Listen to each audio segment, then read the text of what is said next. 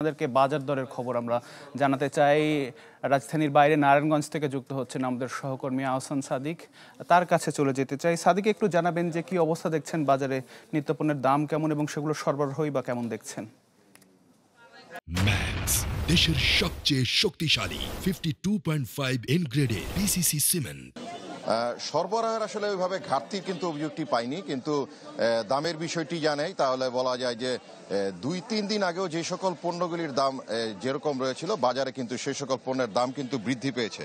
এবং আপনাকে যদি জানাই তাহলে পেঁয়াজের দাম সেটি কিন্তু 10 টাকা বৃদ্ধি পেয়েছে এবং এটি 120 টাকা হয়েছে 110 টাকা যেটি ছিল। রসুনের দাম রয়েছে অপরিবর্তিত এবং তেলের দাম সেটি কিন্তু 10 টাকা বৃদ্ধি পেয়েছে এবং 192 থেকে 182 থেকে বেড়ে কিন্তু 192 টাকা হয়েছে। এবং ডালের দাম সেটি কিন্তু 10 টাকা কমেছে এবং 100 টাকা যেটি ছিল 90 টাকা হয়েছে। এবং চিনির দাম সেটি বলা যায় যে 10 টাকা থেকে 5 টাকা পর্যন্ত কিন্তু বৃদ্ধি পেয়েছে, 92 থেকে 100 টাকা পর্যন্ত বৃদ্ধি পেয়েছে। এবং মশলার বাজারের অবস্থা যদি জানাই তাহলে কিন্তু সেটি অপরিবর্তিত রয়েছে। তো মূলত যে সকল সাধারণ ক্রেতা রয়েছেন তারা কিন্তু যে অভিযোগটি কিন্তু বারবার বাজারে এসে করে থাকেন যে বাজার মনিটরিং যে ব্যবস্থা সেটিকে কিন্তু নিয়মিত তদারকির একটি দাবি জানাচ্ছেন। এবং দাম বৃদ্ধির ক্ষেত্রে যে সকল পাইকারি বা খুচরা ব্যবসায়ী রয়েছেন তারা যেটি বাজারে বলছেন, মূলত যে স্থান থেকে তারা মূলত পণ্যগুলি ক্রয় করে থাকেন সেখানে দাম বৃদ্ধি থাকার কারণেই কিন্তু আসলে বাজারে দামের বৃদ্ধির ব্যাপারটি ঘটে থাকেন। এবং তারা বলছেন যে আসলে মূলত সরবরাহকারী যে সকল প্রতিষ্ঠান রয়েছেন ভোক্তা দেখেন ক্যামেরা পার্সনের সাথে কথা বলেন আপনি। আমাদের সহকর্মী আহসান সাদিক যুক্ত হয়েছিলেন নারায়ণগঞ্জ থেকে, সেখান থেকে তিনি জানাচ্ছিলেন বাজার পরিস্থিতির খবর। দর্শক, বিরতির আগে আপনাদেরকে বাজার দরের খবর জানাচ্ছিলাম, এ পর্যায়ে আবারও আপনাদেরকে সেই খবরটি জানাতে চাই।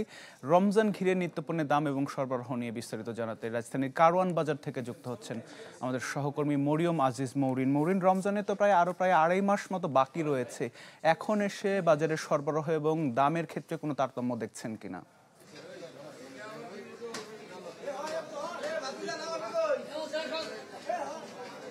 আমরা কারণ বাজারে এসে প্রথমেই এসেছি খেজুরের যে দোকানগুলো সেগুলোর সামনে।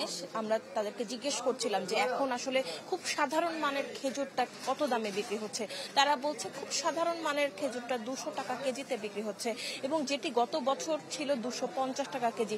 সেই ক্ষেত্রে গত বছরের তুলনায় এখন খেজুরের দাম কিছুটা স্থিতিশীল বলাই যায়। এবং তারা বলছেন যে যেহেতু এলসি খুলে দিয়েছে সেই ক্ষেত্রে ব্যবসায়ীরা আগে ভাগেই খেজুর আমদানি করার চেষ্টা করছে। এবং তারা আরেকটি কথা বলছিলেন যে আসলে এলসি খুলে দিলে কোনো লাভ হবে না যদি না সরকার এখন পর্যন্ত শুল্ক ছাড় না দেয়।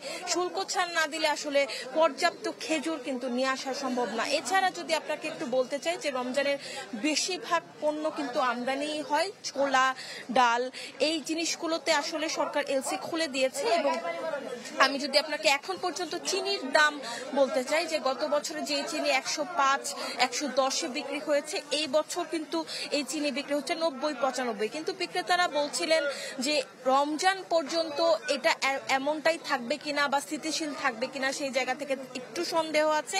ছোলা বিক্রি হচ্ছে এখন পর্যন্ত 110 টাকা, যেহেতু রমজানের যে ছোলাটা এখনো সেটা বাজারে চলে আসেনি, সেই জায়গা থেকে ছোলার দামটা কিছুটা বেশি।